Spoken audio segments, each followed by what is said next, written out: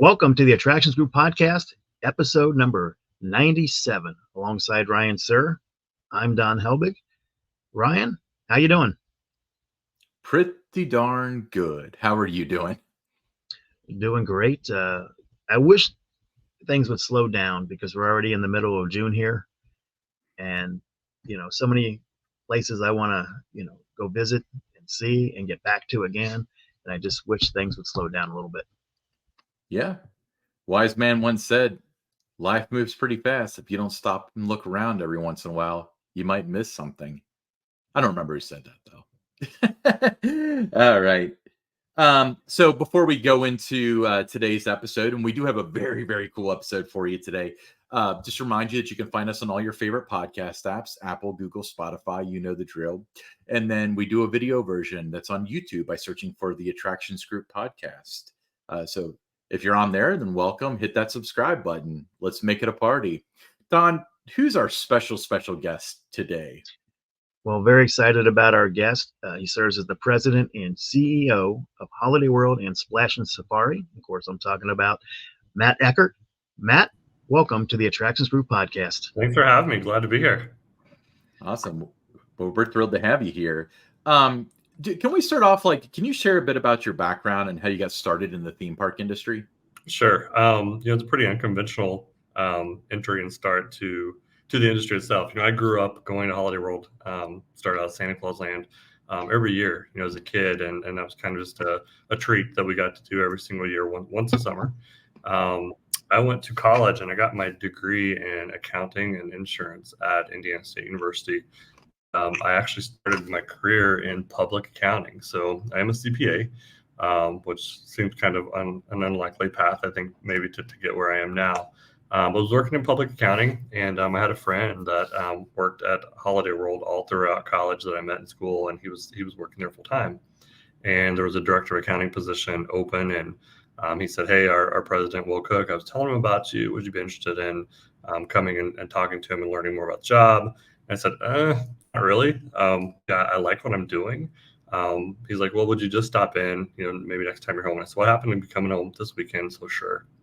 So that Saturday, I went and sat down and talked to Will Cook for what I thought was going to be just a 10-minute chat. It ended up being like a 3-hour conversation.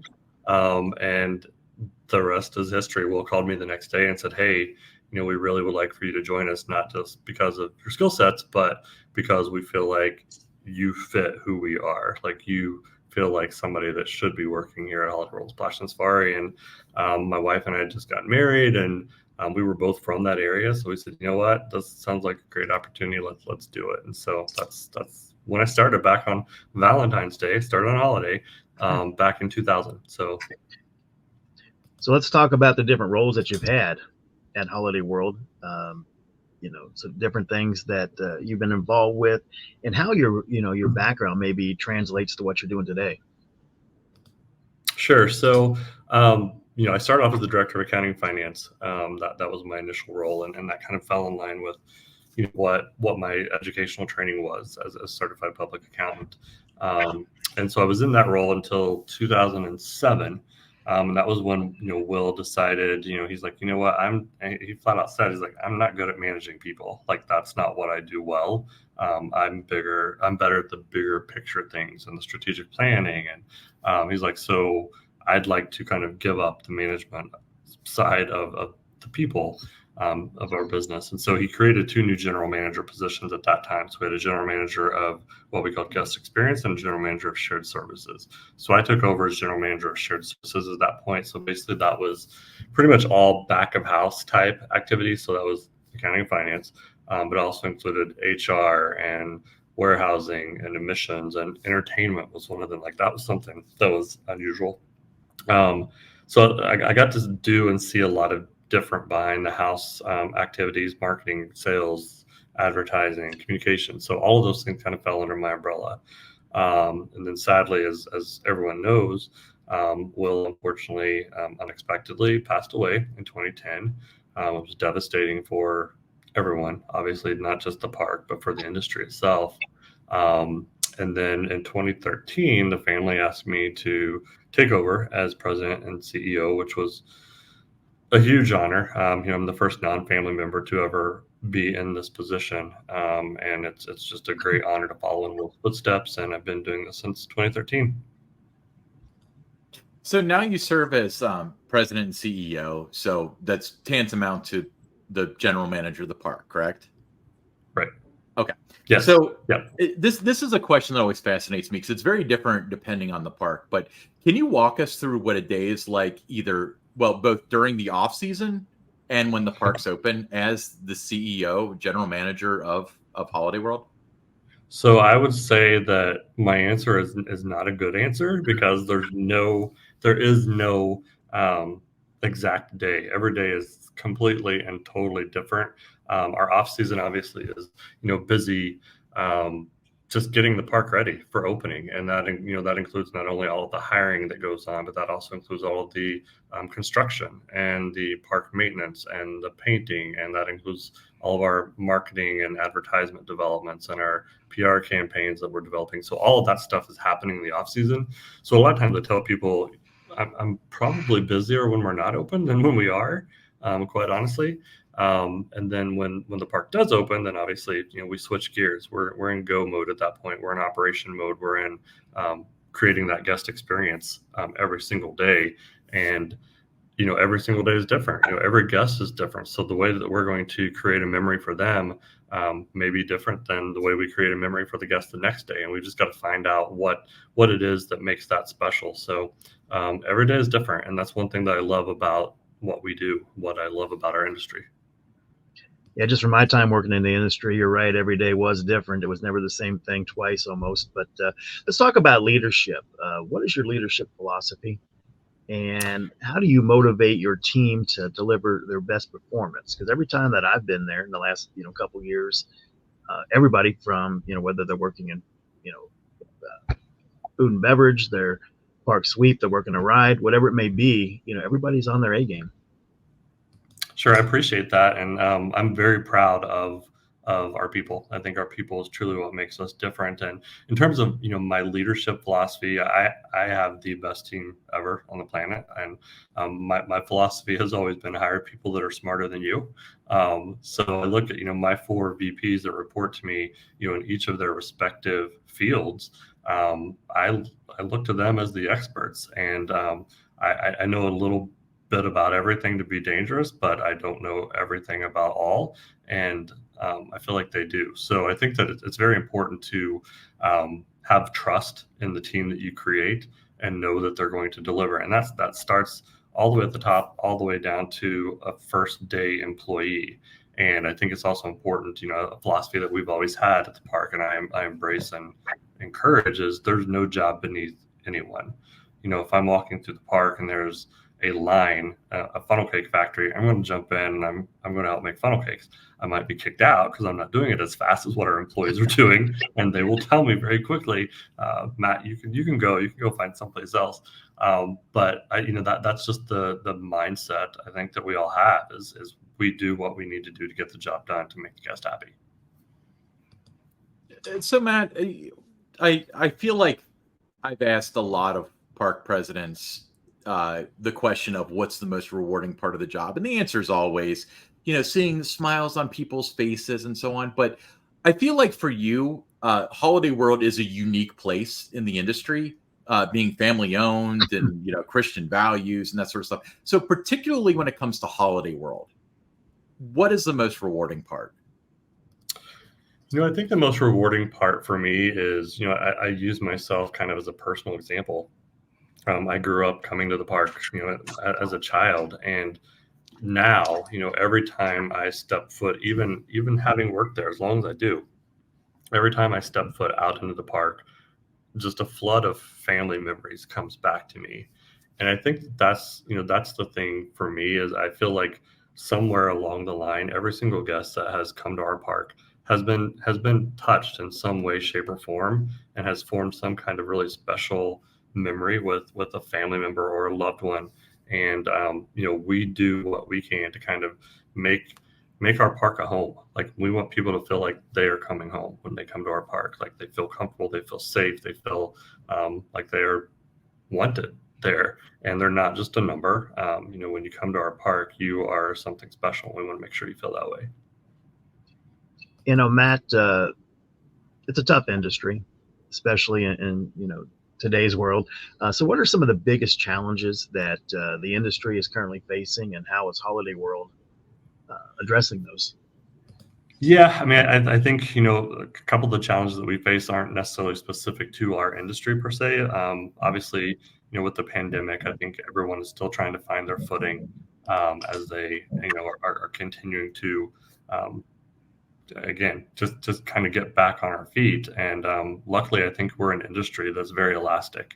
And when pandemic hit, I told our team, I'm like, we're going to be fine. Like, we are a very elastic industry, and we will come back, and we will come back stronger than ever. And we did. And I think so many of our colleagues in the industry have had the same experience.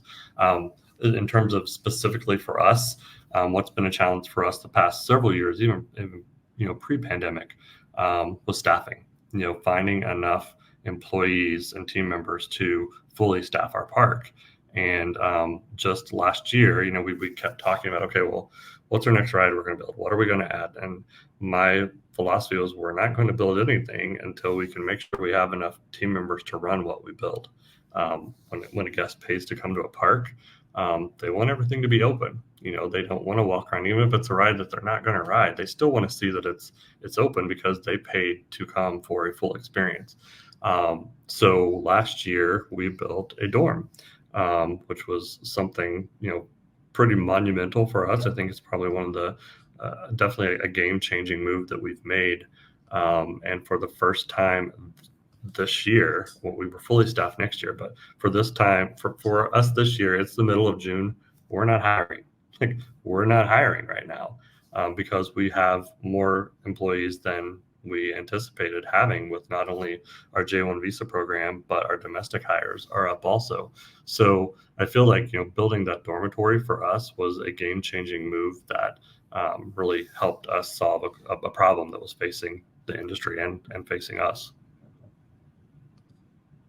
Matt, Holiday World has a rich history, and having been to the park several times, I know that you guys embrace it with the Santa Claus land and so on. But with that being said, you've been able to add new attractions, Good Gravy, Thunderbird, things like that.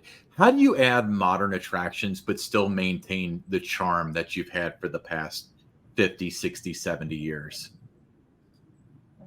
Yeah, that's a great question. I do think that's one of our biggest challenges, because we've always, prided ourselves on being a small park with big values.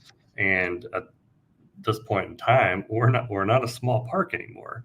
But I say all the time that it's very important to, we're a big park. We need to maintain that small park feel, because that's what our guests have come to love about us, and that's what they expect when they come to the park. So I think it's just the way that you treat your guests. We have a mantra that we kind of follow called "Look at me, smile at me, talk to me, thank me." So when a guest walks through the gate, or if you see a guest walking through the park, make eye contact with them. As soon as you make eye contact with them, you created a relationship at that point. Look at me, then smile at me. Smiles are infectious. You smile at somebody, the odds are they're going to smile back, and you've just made their day just a little bit better. Talk to me. Just it doesn't have to be a full-fledged conversation, but it can be a, hey, how's it going? Hey, how are you doing? How's your day? Or hope you have a good time. Just that little nicety can go a long way. And then finally, thank me. And I say all the time, it's what are we thanking them for? Well, we're thanking them for their time. There's so many things that they could be choosing to do with their day or with their vacation, and just the fact that they chose to come spend it with us, we owe them our gratitude, and we should thank them. I think just making sure that we impart upon all of our guests that feeling of gratitude, I think truly makes you feel like, again, I go back to, you feel like you're at home, and it provides a different experience than what you might get at another park. Matt, the guest experience, it's crucial. And what you do at Holiday World, I mean, you're hitting the mark in terms of providing that great guest experience. But just take it a little bit further than what you just touched on. What do you do at Holiday World to ensure that visitors have that memorable and enjoyable time? Sure. Like I said, besides the look at me, smile at me, talk to me, thank me, we, really go out of our way, I feel, to like hone in on what it is that our guests are wanting and what's important to them and what are things that, they desire when they're at the park. We listen to our guests. We get tons and tons of comments on social media and through email.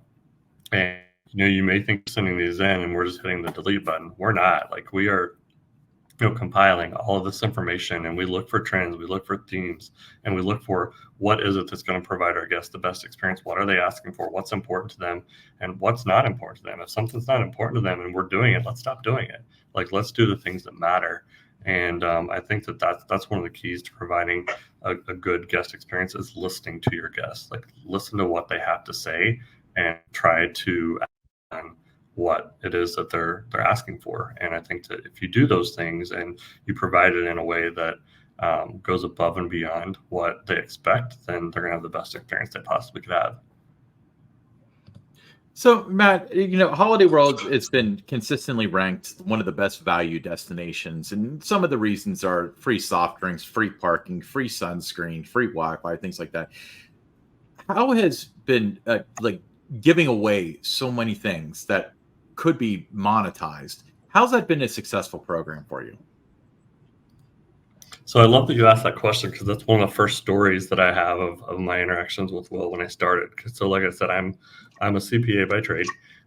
So I'm very detail oriented, and I like to see what is being profitable for us and what's not.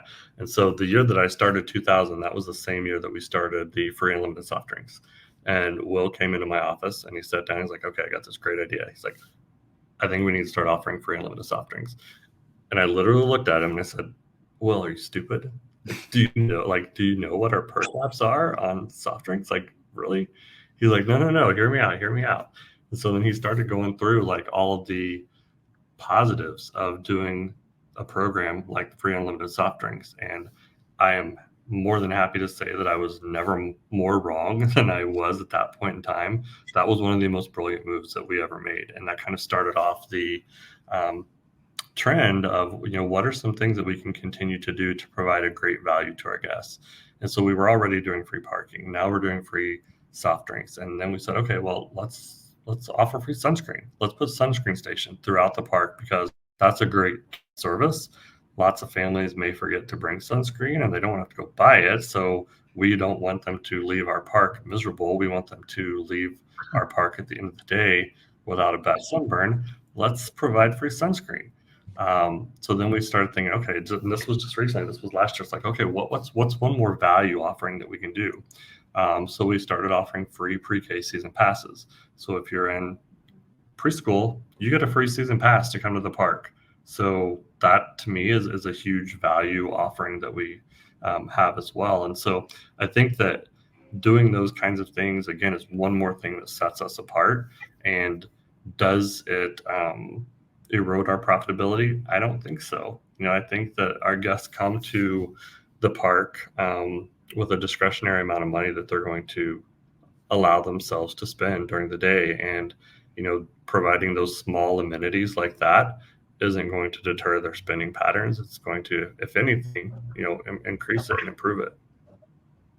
Yeah, I agree with that. I mean, for me, if I'm not spending money on the soft drinks and the sunscreen and some of those other things, parking, I have money to buy a T-shirt or something else to remember my visit from. Yeah, and one of the things that we saw was length of stay for our guests. Because they had more money in their pocket, they stayed later in the day and they bought an extra meal at the end of the day. So instead of leaving at 5 or 5:30 or 6 o'clock to go grab dinner somewhere else outside of the park, they had money in their pockets. So they're like, let's just stay and let's just have a meal here. And so that increased the length of stay. So that was just one, and that was one of the many benefits Will lined out. He's like, Matt, this is going to happen. I guarantee this is going to happen. And he listed like 6 other things, and all 6 of those things happened. So it's pretty amazing what the power of perceived value can do for a person. And another thing that's great value for the guest is your worry-free weather guarantee. Yeah, that's something that we started a few years ago. And, not that we're unique, but Indiana has some pretty unusual weather patterns in the summers. This past 2 weeks has been a great example. Just last week it was raining and cold, and today it was hot and sunny. But we started talking about, what? Our meteorologists are constantly putting out, okay, there's a 40% chance of rain today. Okay, well, there's a 60% chance that it's not going to rain today. You're not saying that. But what people see is they see that little cloud and they're like, yeah, I don't want to risk it. I don't want to, spend my money and go spend a day at the park. So what can we do to, deter that from happening? What can we do to still, let our guests know, hey, why don't you go ahead and try to come, because odds are you're going to have a great day. If by chance, the weather would turn ugly, turn sour, and we have rain for a more than a 90-minute time block during the day, we're going to give you a ticket to come back another day. We know that's not what you paid for. We know you didn't pay for a day to come when it's rainy. We want you to have a full experience. So have no worries. It's worry free. Come, give it a try. If it doesn't work out, we're going to give you a ticket to come back sometime the rest of the season. Yeah, very cool program. Let's move on to the most delicious part of Holiday World, good gravy. All right. So we got to experience it. Very, very cool. Can you tell us about the inspiration behind the new attraction, especially the theme? So we had this space open in the park for a number of years. It's where the Pilgrim Plunge at one point was, and when we took that down, our guests have been asking every year, what's going in there? What's going in there? What are you going to put in there? And the response and the thought process was, we're not going to put anything in there until it's the right thing. It's got to be the right thing. We're not going to put something there just for the sake of putting it there. So a few years back, we were at IAPA and we met with Vekoma, and we started talking about the desire for us to have an in-betweener. We have the Howler up in Hollow Funtown, which is a kiddie coaster. And then the next one after that is the Raven, which is our most mild of wooden coasters, but mild's really not a word I would use for it. So we're like, we need to have some kind of in-betweener coaster that kids who aren't quite ready for the Raven, but who feel like they've outgrown the Howler, want to do. And so when we talked to Vekoma, we started talking about the family boomerang concept. And, then we're like, okay, we have this footprint that we're wanting to put this coaster. We don't want it to be just a cookie cutter model. Can we modify it so that it fits the layout of where we want to put it? And Vekoma said, absolutely. And so at that point, we knew, okay, we're doing a family boomerang coaster. We're putting it in Thanksgiving.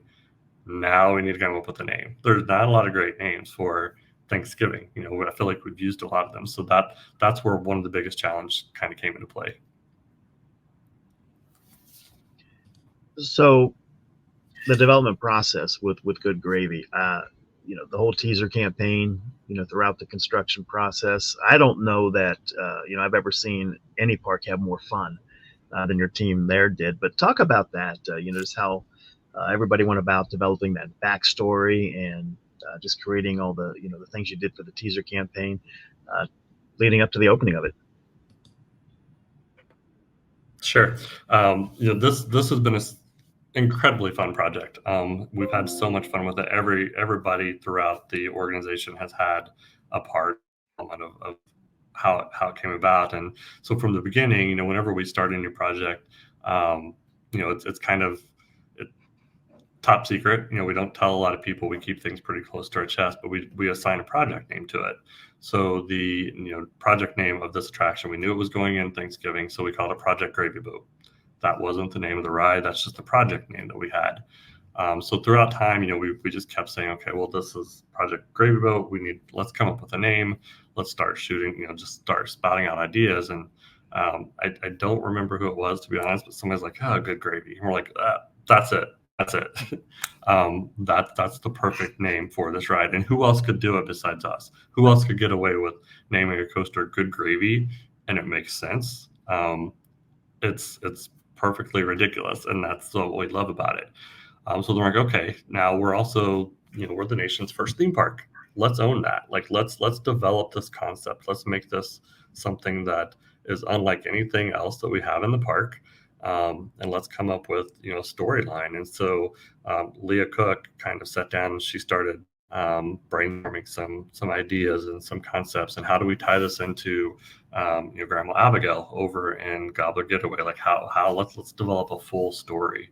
And so that's where we came up with part of the Vance Noodles is Gracie Vance Noodle, and she makes this fantastic gravy, and she ran out on Thanksgiving, and Grandpa Gavin's like, where's the gravy?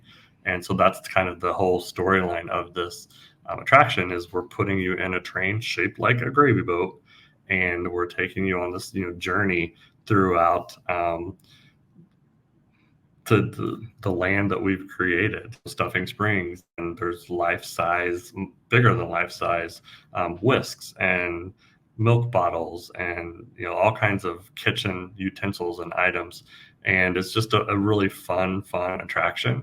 I've actually said that it's really not an attraction; it's more of an experience for me than it is an attraction. Just from the time that you start off in the station until the time you get back to the station after the ride, like it's a full-fledged experience.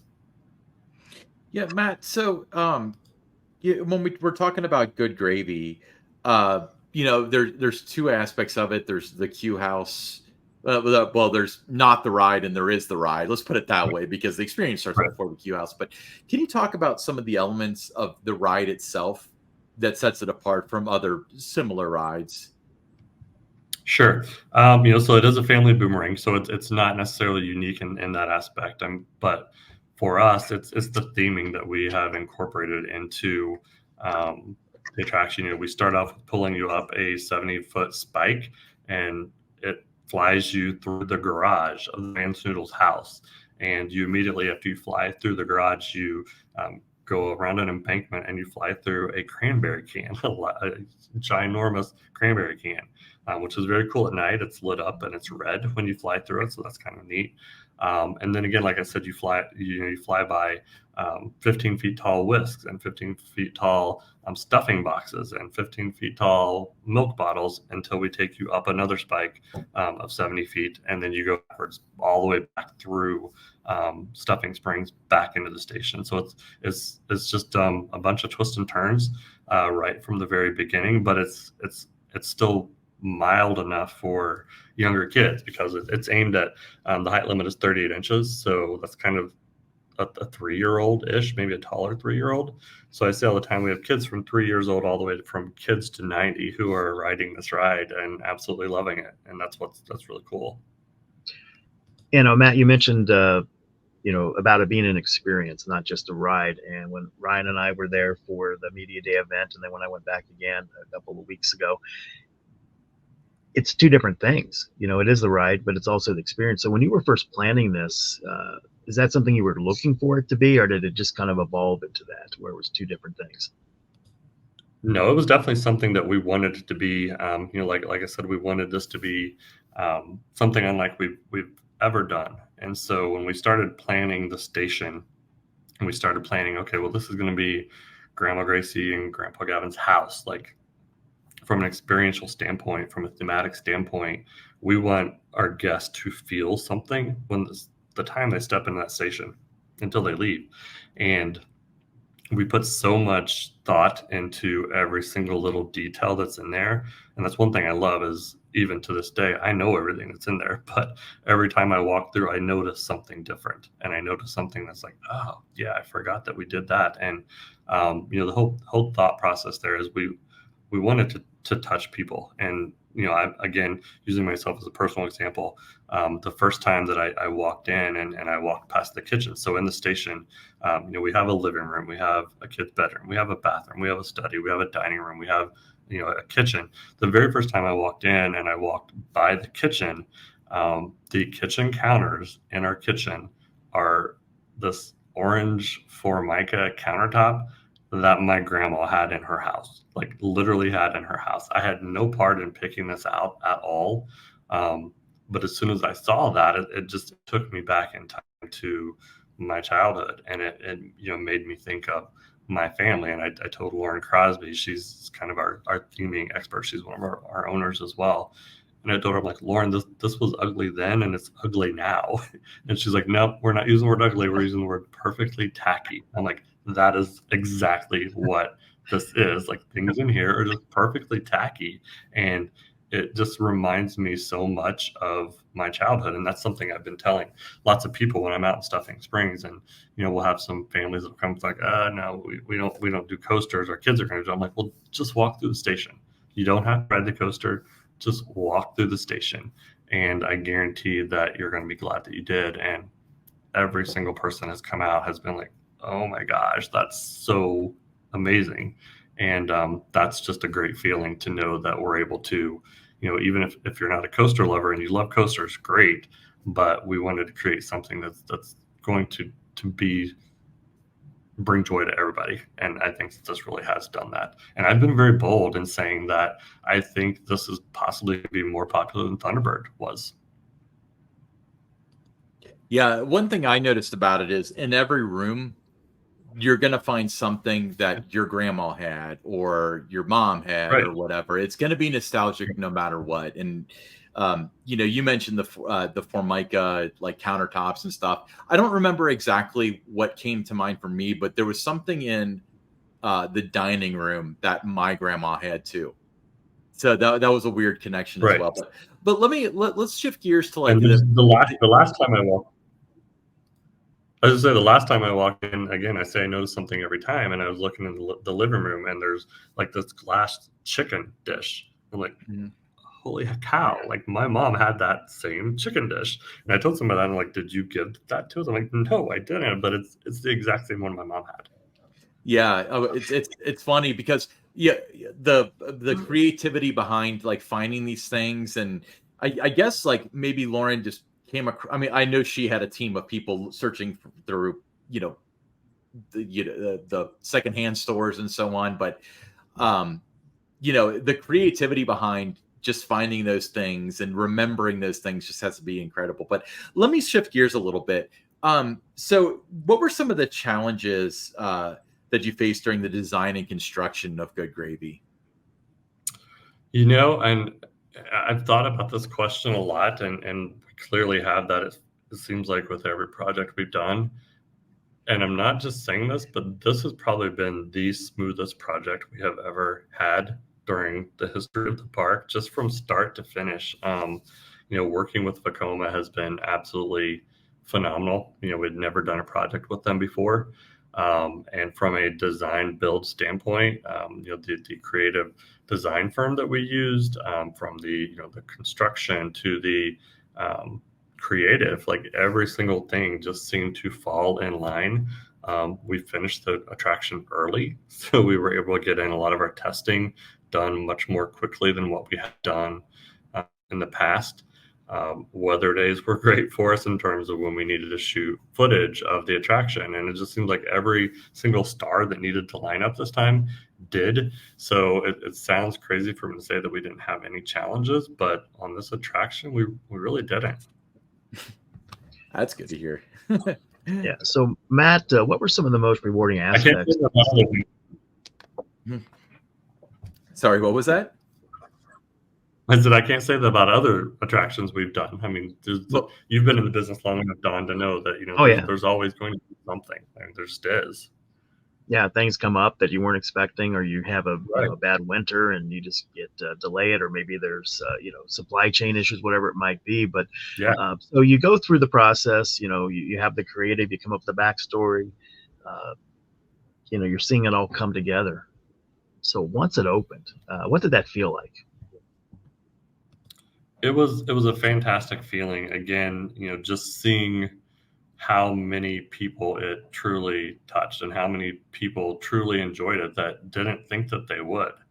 Just thought that my 15-year-old son, who thought this isn't going to be cool, he loved it. He liked it because it was just it offers a lot of different surprises on a lot of different levels. Not only from how thrilling the attraction really is. It's not a kiddie ride, but from the thematic elements, not only in the station, but even I haven't even talked about like even in the plaza. Like there's we want to make sure there was something for even those littler kids who can't ride it. Like let's build a playground. Like, let's have a playground for them to play on while their big brother or big sister goes on. We want them to have something fun to do too. And so the way that, it's situated, it's right by the track. So the track literally flies right by them. We made sure that we put a lot of benches and a lot of misters and a lot of shade and just creature comforts down there so that a family will be comfortable spending a lot of time down in that area, even if they're not necessarily riding the ride. And it's in a very centralized location too. So Thunderbird and Voyage and Mayflower and Gobbler Getaway are all within walking distance. So if the older brothers and sisters want to go check out one of those attractions while the littler ones are on Good Gravy, they have a great meeting spot to come back to. And so just seeing how united, I guess, that families are, and how they're sticking together and doing more things together while they're at the park, that's been very rewarding. So you mentioned more people enjoy it than thought they were going to enjoy. You mentioned your 15-year-old son, but from a general guest standpoint, what's the feedback been? It's been phenomenal. Yeah. And that's something, we've been trying to, I like going and standing out in the plaza, and I like standing outside of, the exit just to say, what'd you think? How did that meet your expectations? And by and large, everybody's like, that was way better than we ever thought that it would be, or this was exactly what we had hoped it would be, or, we're going to tell everybody they need to come check this out. So the reaction has been overwhelmingly positive for us. That's Matt, as the ride is now opened, you've had several weeks. Have you noticed any particular trends in who is enjoying Good Gravy? Maybe the most. Is it popular with certain age groups or certain types of visitors? I don't know that I've necessarily identified a certain group per se, because I feel like it has been so well received by everyone. I think if anything, it's probably been families with those children that are in the age range of 4 to 7, because it is a great place to just take your kids, and even the kids who can ride the coaster in that age group, they still like playing on the playground too. And it's a nice place for mom and dad or grandma and grandpa to just sit down and take a break, take a breather from everything else in the park. Because again, we are a big park. Like we have a lot of acreage to cover. So I think by the time that they either make it to Good Gravy or before they start their day, if that's where they started, it's a good place for them to just kind of take a load off and relax. So I would say probably the families with children in the elementary to middle school age.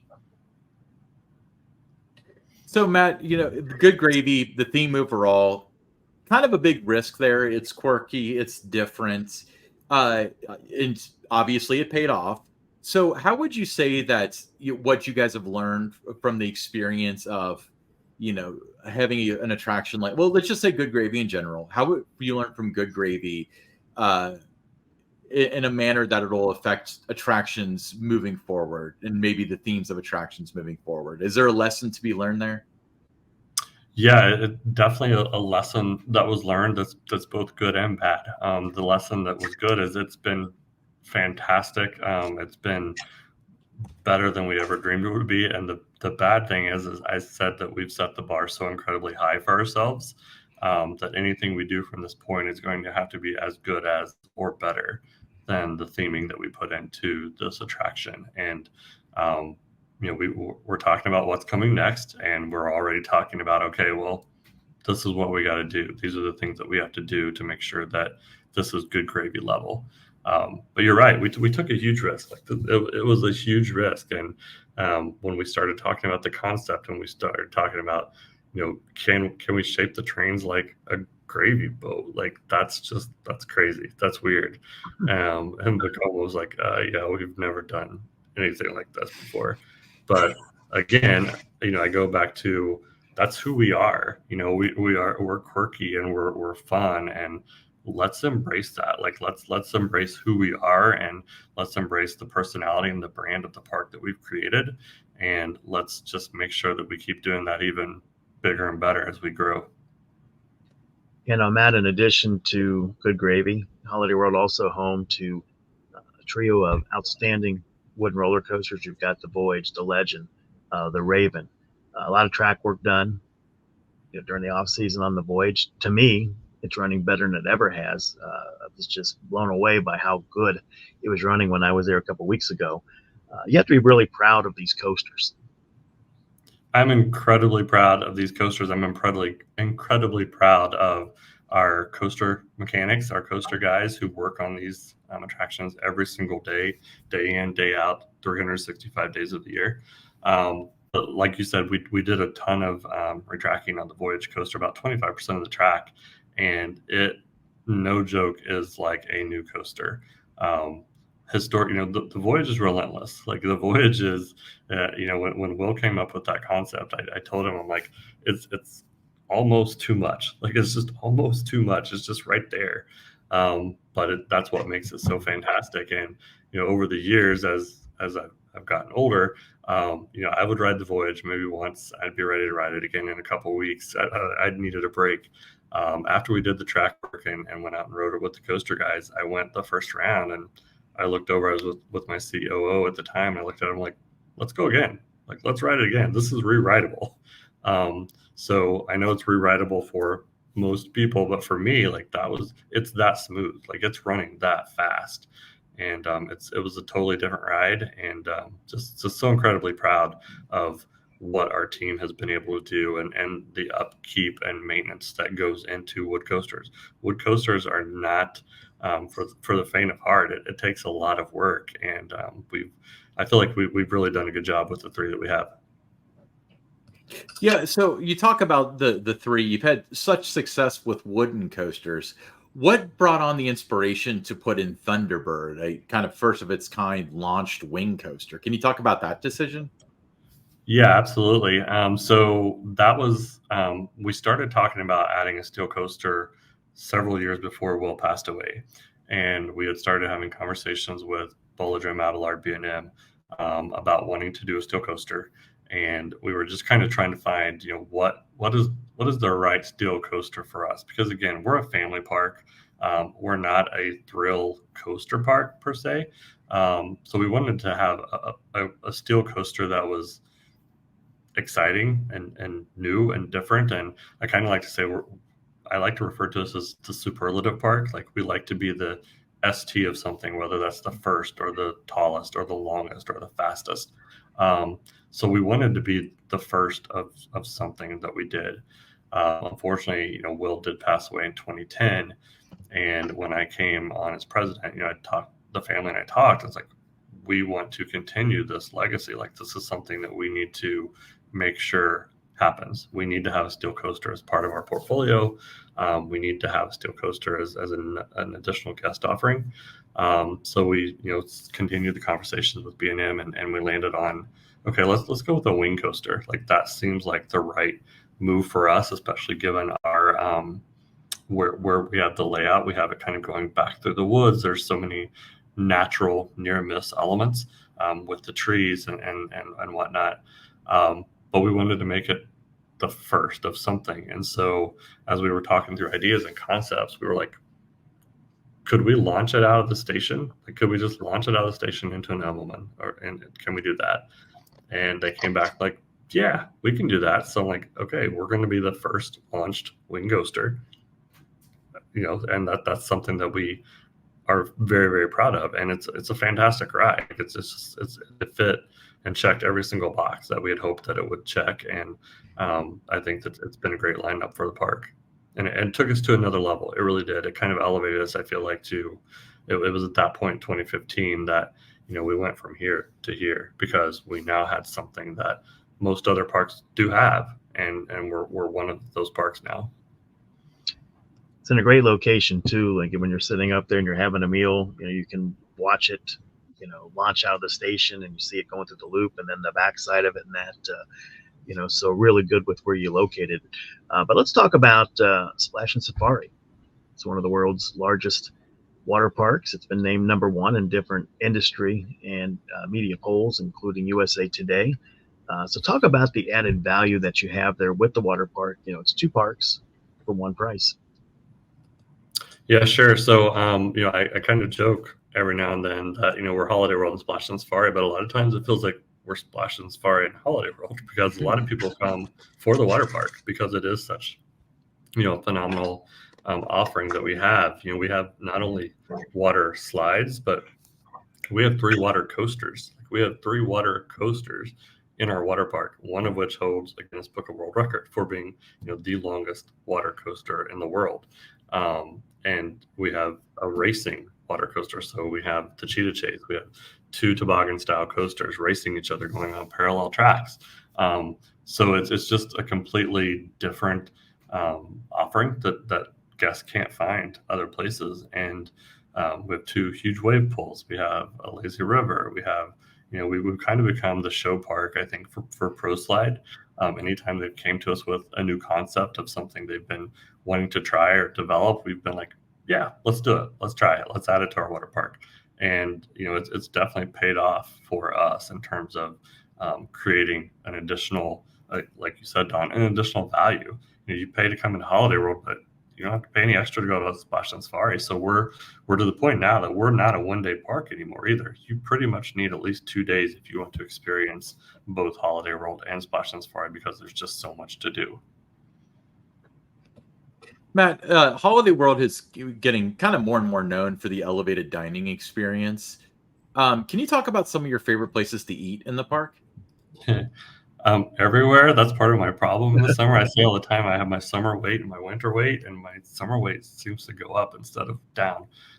Because again, our food offerings have just gotten so enhanced over the years. And I give a lot of credit to our food and beverage team of really trying to find ways to, again, think outside of the box and do things differently than what other parks do. One of my favorites is, in Thanksgiving, obviously, is Plymouth Rock Cafe. We have your traditional Thanksgiving dinner there every single day. So we have turkey and stuffing and mashed potatoes and green beans and, pumpkin pie. Like, we have a full Thanksgiving spread. So if you're wanting, a good hearty heavy meal, there's that. We just opened this year in the water park, Sam's Smokehouse. So it's barbecue, and we have corn ribs, and we have cornbread, and we have brisket, and we have all kinds of just really awesome barbecue offerings. Then we have a Mexican place that I love. It's kind of a Chipotle style where you build your own bowls, and you add what kind of protein you want, what kind of sauce you want. So there's literally something for everyone. We have one restaurant that's completely gluten-free. Like, everything in there is gluten-free. So if you have a gluten allergy, then we've got the place for you to go, because you won't have to worry about any kind of cross-contamination issues whatsoever, because everything there is gluten-free. Santa's Merry Marketplace, we opened that back in 2019. That's kind of a food court of sorts. So we have, some Asian offerings. We have pizza. We have burgers. We have chicken strips. We have salads. So there's, literally something for everyone in the park. And our food and beverage team has done a really good job too of, like, picking out items at each location and finding some kind of elevated item that they can offer that's kind of special to that location. I was real impressed with the food that I've had the past couple of years there, and I had that double bacon cheeseburger on my last visit. That was off the charts good. It's so good. It is so good. Yeah. Did you try the garlic cheese curds where you're there? Yes, I did. Those are amazing too. Yeah. I mean, it's one of those things. If you're a foodie fan, you don't have to ride the rides or go into the water park. Right. You could just go there and just enjoy the food and just eat something. Our loaded tater tots. Did you try the loaded tater tots? I saw them. I didn't try them. That's on my next visit. Those are incredible too. So, yeah. Yeah. So real impressed with the culinary experience. Like, really impressed with that. But something else to be impressed about is your Holidays in the Sky that returns this year, starting June 22nd. It'll run through August 4th. So what's in this show? Yeah, so if you haven't had a chance to see Holidays in the Sky, you definitely need to come do that. So that started 2 years ago in 2022. We wanted to do something. We didn't have a big attraction that year. We weren't adding a new ride or anything like that. So we kind of sat down and said, well, what can we do, again, that's going to offer something unique and have people that will want to come? Let's look at our entertainment lineup. Like, what's something that we can put in our entertainment lineup that will appeal to our guests? And my VP of marketing came and said, hey, why don't we do a drone show? And again, I'm like, I've seen drone shows. Like, they're okay. He's like, no. He's like, let me show you what this company can do. And it's a company called Firefly out of Detroit. And we sat down and we looked at what they do, and I was just completely blown away. Like it's not just clip art in the sky, like it's actual like 3D animations, and the crowd absolutely loved it. So then last year we said, okay, well, we did 300 drones. What can we do to up the game? So we added another 100 drones. So we had 400 drones, and we had a DJ party before it all started. So we had a DJ and characters and entertainers out there having a dance party with kids. That blew up. That was just incredibly popular. We started offering a Holidays in the Sky VIP dessert where you could go to a VIP area and you had like a buffet of all kinds of different desserts. So then 2024 rolls around. We're like, okay, well now what? Like, what can we do? So it's like, let's add another 100 drones. So we're going to have 500 drones this year. So if you think of from a size perspective, it's like 2 football fields wide in the sky. That's how big it is. That's how massive it is. And we're holidays. It's holidays in the sky. We're holiday world. So there's going to be some kind of holiday reference for each of those. So in the years past, we've done obviously Christmas and Thanksgiving and 4th of July, but there's other holidays too. There's St. Patrick's Day and so many other things that we can have fun with. And so I think you're going to really be surprised with what you see this year. And we're also going to have a guest interaction element with our drone show this year. So stay tuned for that, but that's going to be another neat experience that we're going to be able to offer to our guests. Looking forward to it. Yeah. So where's the best place to watch Holiday in the Sky within the park? Yeah, so we actually have a dedicated plaza. It's a viewing plaza. It's actually down past Good Gravy. If you walk past the entrance to Good Gravy, it will take you to the Holidays in the Sky Plaza, and you can walk back there. That's where the dance party will take place. We have a field that's open where you can, if you don't want to, stay in the viewing area, you can go sit in the field and watch it from there. But pretty much anywhere in Thanksgiving, you're going to be able to get a really good viewing of it. We recommend not up in the Christmas area because your views are going to be more obstructed. But if you're down in Thanksgiving, definitely try to come down to the viewing plaza. That's the best place to see it. Right, Matt, as you mentioned, you almost need 2 days there, so there's so much to see, so much to do at Holiday World and Splashin Safari. Got to ask, what's your favorite attraction there? Oh gosh, that's a tough one. So in both parks, or just in which park? Just overall, if somebody said, "Okay, Matt, you can only ride one thing," what is Matt doing? That's tough. That's really tough, Don. I'd probably have to say Thunderbird. I really would right now.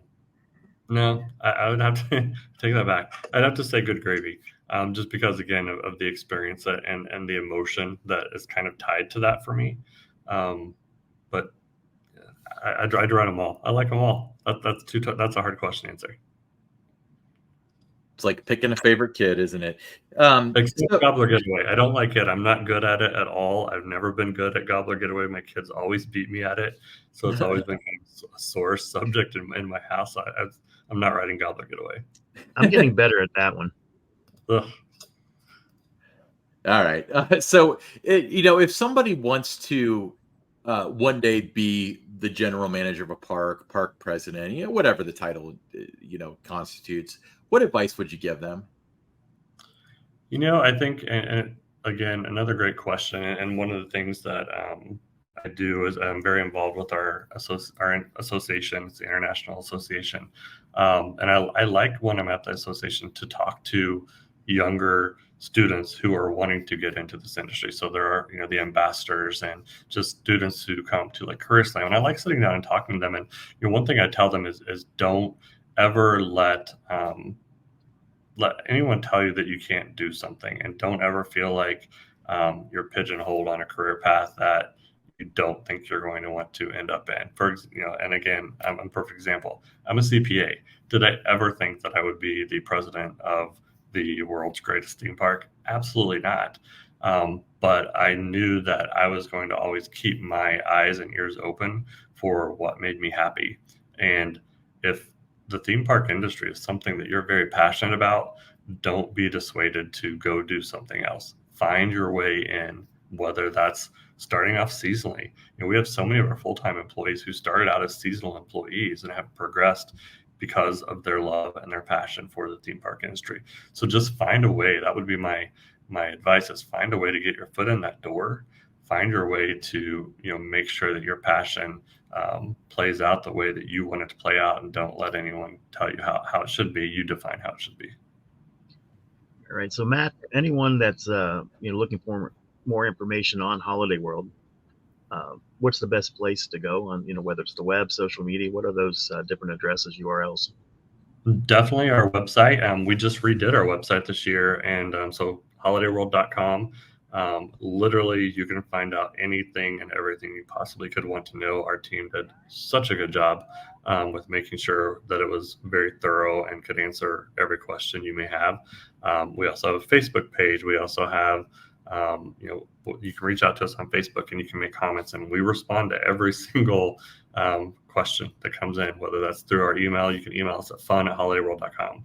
We respond to every single email that you send. So there's lots of ways to get in touch. And like I said earlier, we listen to our guests. We listen to what you have to say. We listen to what we can do better. We're not perfect. And we want to know what ways we can, constantly improve and be the place that our guests want to be. So Matt, I want to thank you for being on the show. I mean, it really is an honor. So Holiday World is Santa Claus, Indiana. It's about an hour west of Louisville. How would you describe where you are? I like to say we're not close to anything, but we're not far either. We're kind of centrally located to Evansville, Indianapolis, Nashville, St. Louis, Louisville. None of those are more than a 3-hour drive. Indianapolis is probably the farthest for us. Nashville, surprisingly, this surprises a lot of people. We had trouble convincing people in Nashville that we're only a little over 2 hours away from Nashville. It seems like it's a lot farther, but it's not. So yeah, we're about an hour away from Louisville. We're an hour away from Evansville. We're 2 hours away from Nashville, and then 3 hours from St. Louis and Indianapolis. So it's an easy day drive from any of those locations. Yeah, so make sure you check out Holiday World.